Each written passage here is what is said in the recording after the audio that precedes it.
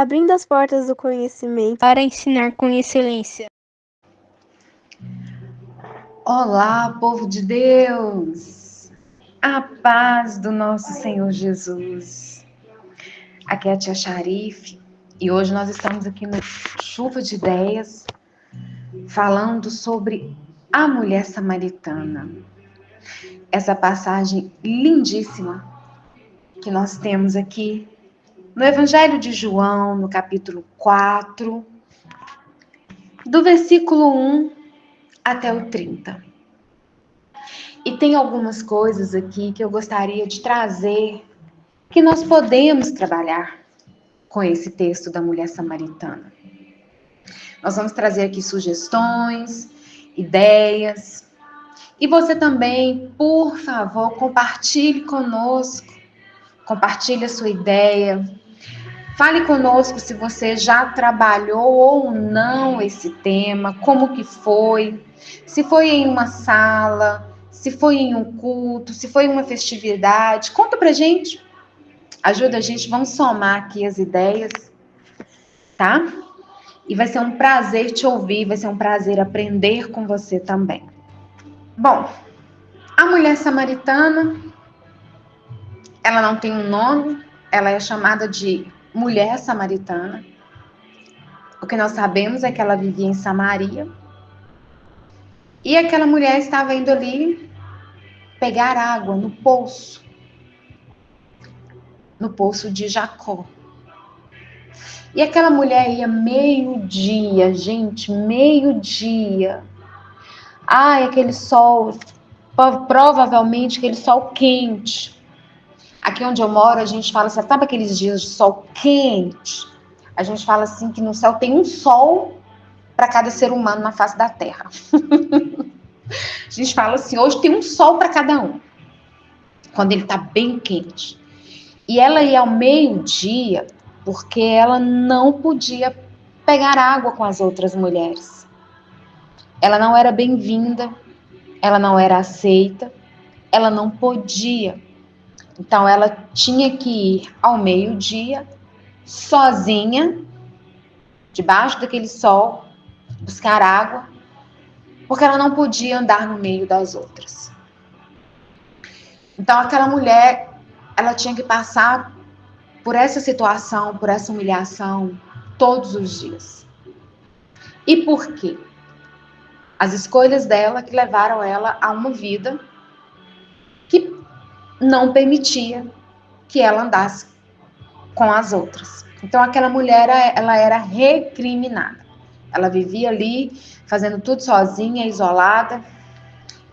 E um belo dia essa mulher, vai buscar água, que era a sua rotina diária, mas um belo dia Jesus marcou um encontro com ela. Quando Jesus chega ali, ele fala para os discípulos, vão, porque eu vou ficar. E aqui eu quero abrir um parêntese e dizer para você como o nosso Jesus, ele é intencional e proposital. Meu povo, Jesus não faz nada sem propósito. Nada em Cristo é por acaso. É tudo proposital. Ele fala com os discípulos, vai, eu vou ficar. Por quê? Porque ele tinha uma intenção, ele tinha um propósito ali. Encontrar aquela mulher. E aí aquela mulher vem naquele sol escaldante. Ai, Jesus, como que aquele sol deve que estava quente. Carregando aquele cântaro. E o que ela ia fazer? Buscar água. Era mais um dia normal, na rotina daquela mulher. Porém, de repente, ela chega ali e tem um homem bem esperando ela. Ela não sabe, mas ele havia marcado um encontro com ela. Ele havia feito aquilo com toda a intenção. E de repente eles travam ali um diálogo no qual você já conhece. E ele pede àquela mulher água. E ela, assim, sabendo quem ela era, na condição que ela era, ela já vai logo e responde para ele, né? Ele fala, dá-me de beber, e ela vira para ele e fala assim, sendo tu judeu, pedes de beber a mim, que sou mulher samaritana? É como se ela falasse assim: você tem certeza que o Senhor sabe com quem que está falando? Se tu é judeu, está conversando comigo, samaritano, meu povo não combina com o seu, nosso povo não dá certo, o Senhor está conversando comigo. Aí Jesus responde para ela: se conheceres o dom de Deus e quem é que te pede, dá-me de beber, tu é que iria me pedir, dá-me água viva. E ali aquela mulher segue conversando com Jesus e eles vão travando um diálogo ali, depois ela vai falar sobre a questão da adoração, onde que se deve adorar, onde que não deve, aí Jesus entra em outras partes com ela, mas eu quero atentar aqui, quando essa mulher, ela não consegue se dar conta de quem estava diante dela. E aí, quando Jesus começa a falar para ela que ele é fonte de água viva, aquela mulher, ela deve falar assim: gente, eu venho aqui todos os dias, meio-dia, debaixo desse sol torrando a minha cabeça para buscar água, e esse homem tem uma fonte de água viva, uma fonte que não vai parar de jorrar. Claro que eu quero. E se ela tivesse ali, amados, 10 cântaros, ela iria encher. Porque ela estava achando que Jesus estava falando de água. Essa água que nós temos aqui, que mata a nossa sede, que mata a sede do nosso físico. Mas aí, quando essa mulher responde assim: Senhor, dá-me de beber, para que eu não mais tenha sede, e nem precise vir aqui buscar essa água. Ou seja, me dá dessa água para eu não precisar mais passar por essa humilhação de estar vindo sozinha, correndo perigo. Além de tudo, debaixo desse sol. Me dá dessa água e me fala onde é que essa água tá para eu buscar e não precisar mais. Aí Jesus, irmãos, eu fico tentando imaginar Jesus olhando aquela mulher nos olhos e falando assim para ela: vai lá chamar seu marido. Aquela mulher deve ter congelado, né, da cabeça aos pés, porque ela fala assim para Jesus: eu não tenho marido. Aí Jesus responde para ela: realmente, disseste bem, você não tem marido, porque os 5 que você já teve, nenhum era seu. Olha para você ver. Jesus ali revelando para ela: olha, eu te conheço. Eu sei quem você é, mulher. Eu tenho te visto, eu tenho prestado atenção em você. Eu sabia que você estava vindo aqui. Quando Jesus fala isso para ela, é isso. Olha, eu sei quem você é, eu estou prestando atenção. Eu te vejo no meio da multidão. E aí essa mulher, ela fala para Jesus: eu vejo que tu és profeta.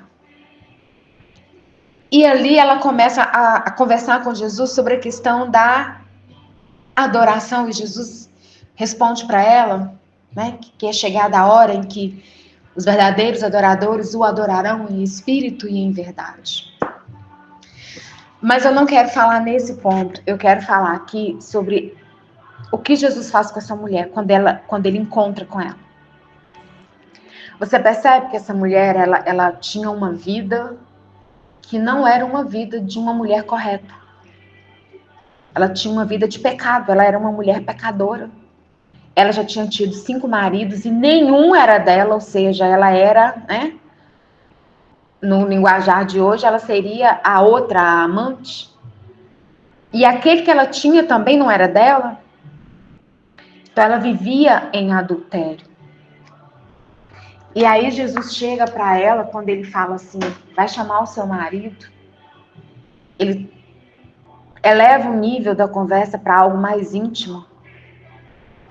E aí, quando ela percebe com quem que ela está falando, quando ela se dá conta de quem aquele homem é, ela imediatamente sai correndo e ela vai contar para todo mundo quem ele é. Ela falou assim, não tem condição, eu não posso ficar com isso só para mim, não. Eu preciso ir lá falar para todo mundo que eu conheci o Senhor, que eu conheci o Messias, que eu conheci o Salvador. E ela vai.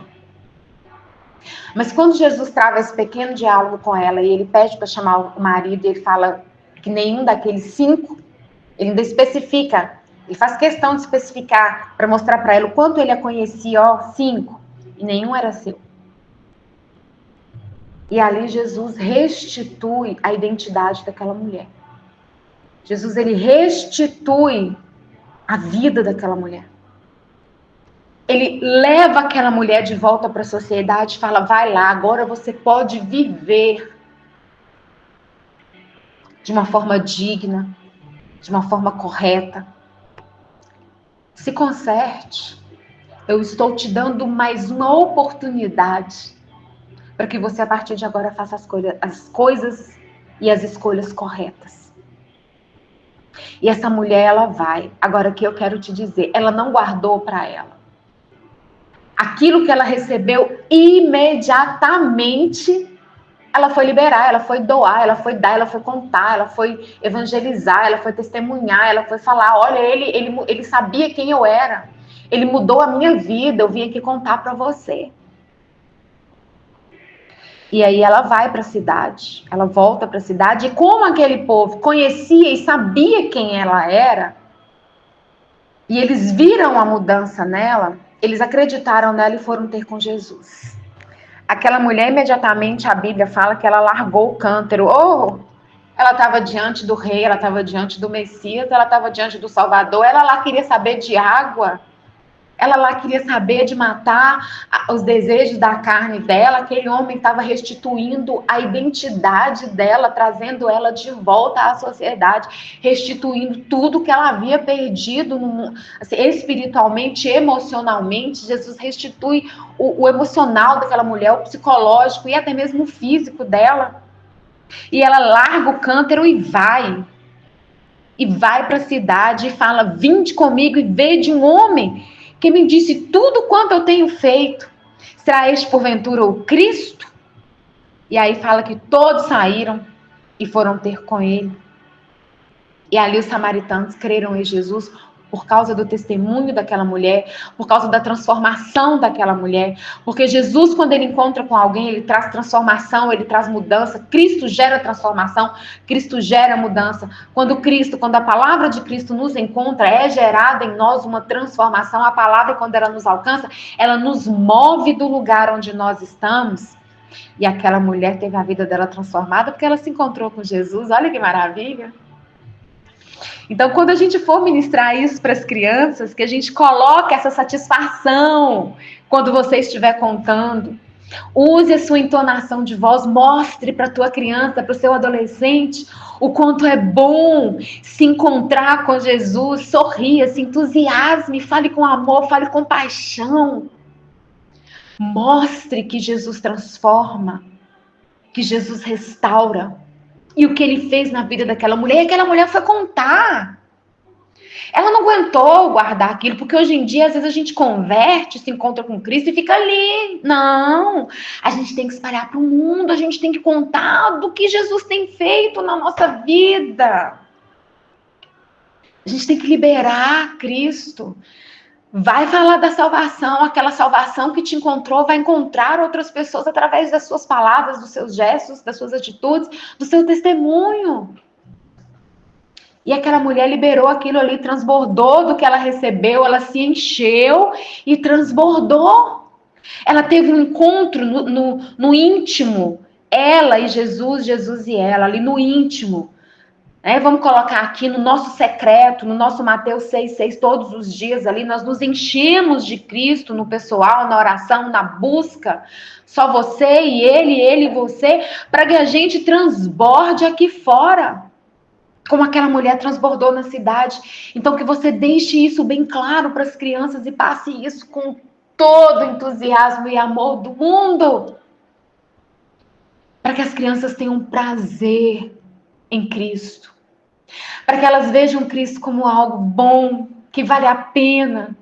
que vale a pena servi-lo, que vale a pena largar cântaro, que vale a pena esquecer de água, que vale a pena esquecer dos prazeres momentâneos dessa vida para servir a Jesus, para cumprir o ID. Apresente Cristo como fonte eterna de água viva, explique para a criança o que é Cristo ser fonte de água viva. E fale dessa transformação. Você pode também trabalhar aí a adoração a Cristo. O adorar em verdade.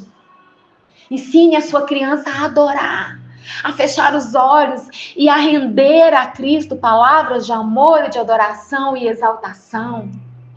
Mas também ensine as crianças a adorar Jesus com os gestos, com o caráter, com as atitudes do dia a dia. Como eu sempre falo, vocês vão sempre me ouvir falar, sempre tragam uma aplicação para a vida da criança. Onde ela pode adorar Jesus com atitude? Na escola. E ela pode transbordar de Jesus ali. Aonde mais? Na rua, com os coleguinhas, aonde ela for. Vamos ensinar isso desde pequenos, fazer com que as nossas crianças se apaixonem por Cristo, a ponto de tudo largar por elas. Por Ele. Perdão. De tudo deixar por Ele. A gente precisa passar isso para as nossas crianças. Então, olha quanta coisa a gente pode trabalhar com a mulher samaritana, com essa passagem. E conforme for a faixa etária, você pode ir avançando nesse ensinamento. Para os pequenininhos, você pode ali usar um recurso.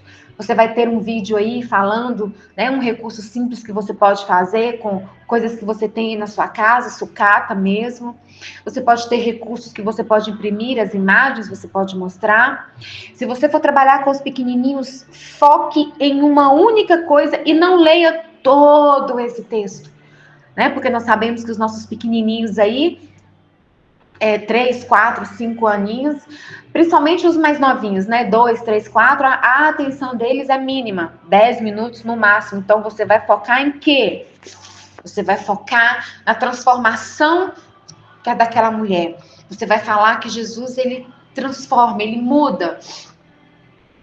Você vai falar sobre a adoração. Então, ali você vai ensinar a sua criança, os seus pequenininhos a adorar. Faz um momento de adoração, põe um louvor, põe eles para cantar, põe eles para dançar, para adorar o Senhor com gestos, com o corpo, porque eles vão entender, né? E aquilo ali para eles. Vamos lá, cresceu mais um pouquinho, estamos aí na fase da alfabetização, 7 anos, já dão conta de ir mais um pouquinho? Então, aprofunde mais, fale da transformação. Porque eles já começam a entender um pouco mais o que é certo e o que é errado. Eles já conseguem ter um pouquinho mais de consciência. Não seria, vamos usar a palavra assim, entendimento do que é certo e do que é errado. Tá? São adolescentes, aprofunde mais ainda, águas mais profundas com esses meninos. Nada de feijão e arroz, vamos dar um negocinho mais grosso aí. Vamos dar uma coisinha com mais substância para os nossos adolescentes. Vamos confrontá-los em transformação, em atitude de vida, em testemunho. Você vai falar conforme a sua faixa etária. E para finalizar, eu quero dar um testemunho. Domingo passado, eu falei sobre Marta e Maria. Aquilo que eu ensino para vocês aqui no Chuva de Ideias, que eu passo para vocês e aprendo com vocês, eu aplico lá. E aí, eles me fizeram uma pergunta sobre essa questão da idade Um levantou a mão e falou assim, tia, a psicologia fala que com 12 anos eu já tenho a idade da razão. Me explica isso aí. Então, eu usei ali as próprias pessoas da nossa igreja. Eu falei com eles, assim, da pequenininha que tem lá, de 2 aninhos, 3 aninhos, agora ela vai fazer. Eu falei assim, gente, se você pegar uma nota de R$100 e colocar na mão dessa criança desse tamanho aqui, e ali, antes dela sair da igreja, me chegar para ela e falar assim, se eu te der um pirulito, você me dá essa nota aí na sua mão, você me dá esse dinheiro? Ela vai dar, gente. Ainda mais se for aquele pirulito atrativo, aquele negócio bonito, né? Ela vai trocar, por quê? Porque ela não tem entendimento do que está na mão dela, ela não sabe o que ela está carregando. Para ela é só um pedaço de papel. E ainda que ela fale, o dinheirinho, titia Chá, o dinheirinho, ela vai dar pela primeira coisa que ela olhar e crescer aos olhos dela. Seja um brinquedo, seja um pirulito, seja uma bala. Aí eu falei, mas se eu pegar esse dinheiro aqui e for na mão dessa maiorzinha aqui, tá com 5, 6 anos, ela for na vendinha comprar bala, ela vai chegar com essa nota de R$100 e falar assim, se o vendedor não for um vendedor legal, ela vai falar assim, eu quero um pirulito. Ele vai pegar a nota de 100, vai dar ela o pirulito e pode dar ela R$10 de troco, ela vai sair dali tranquila. Ela deu um dinheiro, recebeu o outro, ainda saiu com o pirulito, ela acha que ela tá no lucro. Por quê? Porque ainda não tem aquele entendimento. Aí eu falei assim, deixa eu soltar uma nota de R$100 na mão de cada um aqui. Quem é passado para trás? Aí eles já começaram a falar. Uai, tia, se eu pegar R$10 e for ali comprar uma coisa na venda e eu custar R$10 e ele me dá R$10 de troco, eu vou falar com ele que ele tá muito errado? Eu falei, pois é, porque o entendimento de vocês já tá um pouquinho mais claro. E aí, daqui para frente, é só aumentar essa idade da razão, vocês vão conseguir raciocinar e vocês vão conseguir medir consequências, e aí já se passou a idade da inocência e vocês têm que começar a aprender. E eu fui entrando em outras coisas, né, que não vem ao mérito, sobre a questão de aceitar Jesus, sobre a questão de reconhecimento de pecado, né, de arrependimento, enfim. Mas eu sempre gosto de usar esse exemplo. E aí eles ficaram assim, tia, tem razão. A gente já começa a entender, a gente já sabe, a gente já consegue entender o que a senhora está falando. Eu falei, com certeza. E vocês já conseguem discernir aí o que é certo, o que é errado. E aí eu fui dando alguns exemplos para eles. Então, ou seja, eu estava ali com uma turma de meninos de 11 anos, pré-adolescentes, como eles dizem, né? Nós somos pré-adolescentes. Eu falei, pré-adolescentes. E ali eles vão entendendo. Então, à medida que você vai pegando uma turminha maiorzinha, vai aprofundando, vai entrando em águas mais profundas, vai levando eles a refletirem sobre coisas mais profundas que o Espírito Santo trouxer a vocês conforme o tema trabalhado. E assim nós ficamos aqui por hoje, por enquanto, perdão, é que está aqui na minha frente, a mulher samaritana. Tá? E que o Senhor possa te usar poderosamente quando você estiver ministrando isso na sua turma, na sua igreja, no seu culto, na sua festividade. Que Jesus venha verdadeiramente ser a nossa fonte de água viva, a sua, a minha, e que nós possamos jorrar, levar as nossas crianças a beberem dessa água todos os dias, em nome do Senhor Jesus.